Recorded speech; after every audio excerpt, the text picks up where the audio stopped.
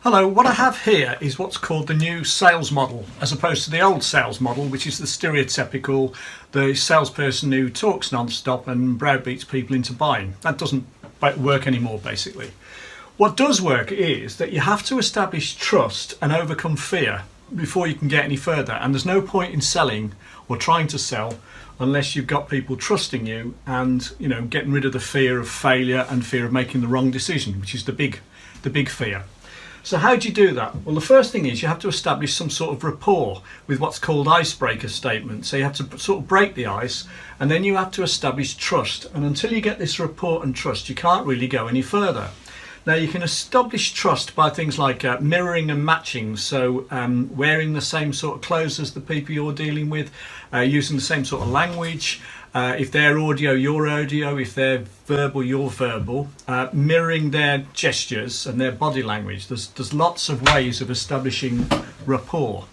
And the other way of establishing trust is by asking questions and then following this process. So you ask the question and then you listen intently, 100% to the answer. And the way you do that is by looking non-stop at the person as you listen, and by making it obvious with every bit of your body language that you're listening intently and that you're not waiting to butt in or not losing attention, not looking around, not waiting to talk to someone else, and crucially not thinking of the statement or the question you're going to ask at the end, just listening. And once you've listened intently, at the end you don't pile straight in, you pause for 3 or 4 or 5 seconds. You pause to make it obvious that you've taken in what's been said and to resist the temptation again to jump straight in. And then what you do is, having paused, you then ask for clarification. So a really good question is, how do you mean? Or, you know, what do you mean by that? But basically ask for clarification and again pause and listen.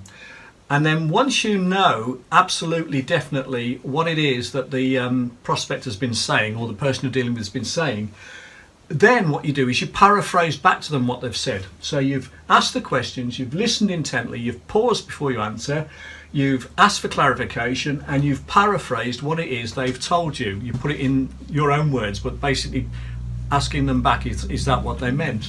And it's only then that you can then try and present some sort of solution to the issue or the problem that you've unearthed that they've told you. And then this bit here is what's commonly known as the close. You then ask them to act. Now that it could be asking to buy, or it could be just confirming or asking to move to the next stage in the process. It depends what sort of thing we're selling and who we're selling to. Well, that basically is a model that works. And the crucial thing is you have to overcome fear and trust and get trust established down here.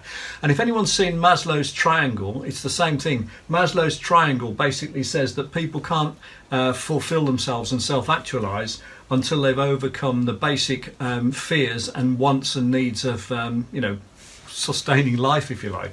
So overcoming fear and establishing trust are crucial before you can go any further. Hope you found that interesting and useful. Thanks very much for watching today.